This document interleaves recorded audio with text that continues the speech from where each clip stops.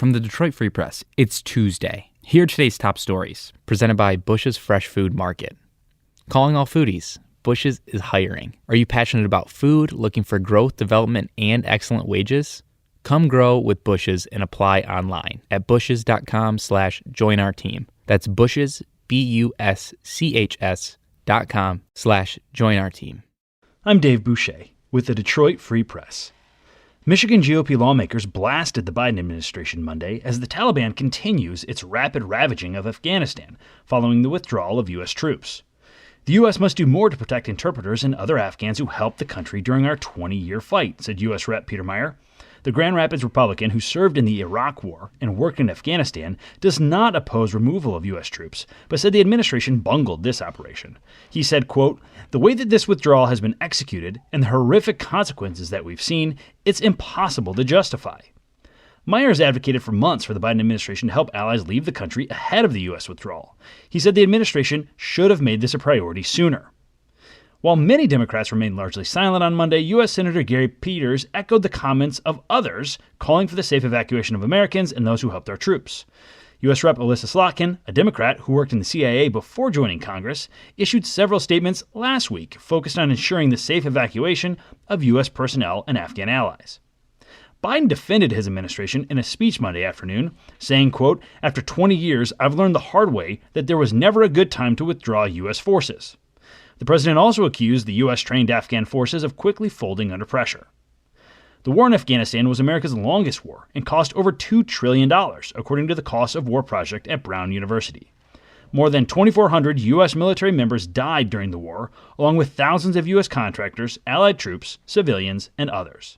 This is Phoebe Wall-Howard, an automotive reporter at the Detroit Free Press, and during the summer season, Mackinac Island bureau chief. The island, which is a getaway for travelers worldwide, is known for its bicycles and horse-drawn carriages and ban on cars. It's for hiking and biking, romance, homemade fudge, and just beautiful shopping, great bars, restaurants, hotels. But what few people realize is what goes on behind the scenes, the hard-working operation that makes everything hum, the pooper scoopers, and what the businesses do for them, and the special bicycles that are made to keep the streets clean and keep the people scooping, and what happens at the end of the season. This is a story about the pooper scoopers. Go to freep.com to learn more. This is Detroit Free Press auto critic Mark Phelan.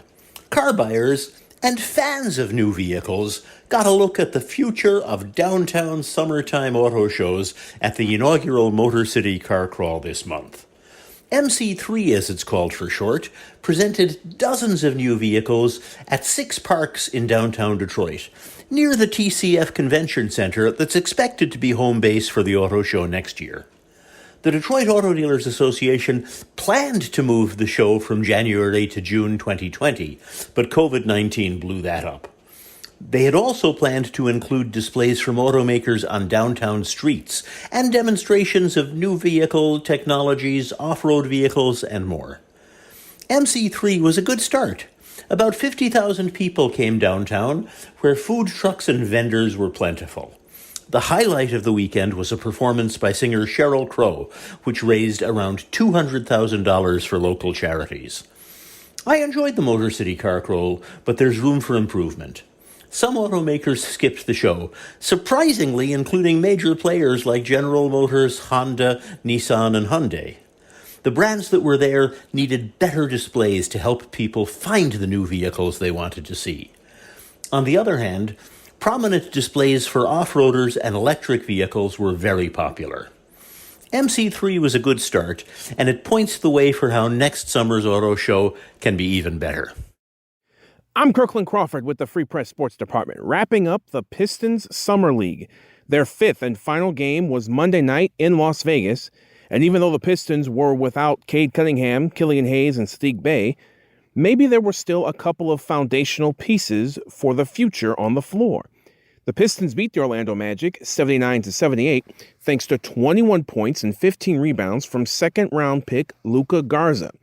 The all-time leading scorer in Iowa history and last year's Big Ten Player of the Year signed a two-way deal with the Pistons before the game, meaning the plan is for him to spend time in the NBA and the G League team, which is on Wayne State's campus, starting in the fall. Saban Lee added 19 points and 8 assists.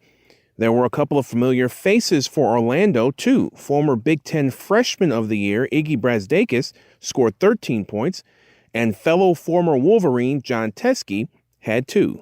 For more stories from the Detroit Free Press, be sure to check out freep.com. That's FREEP.com.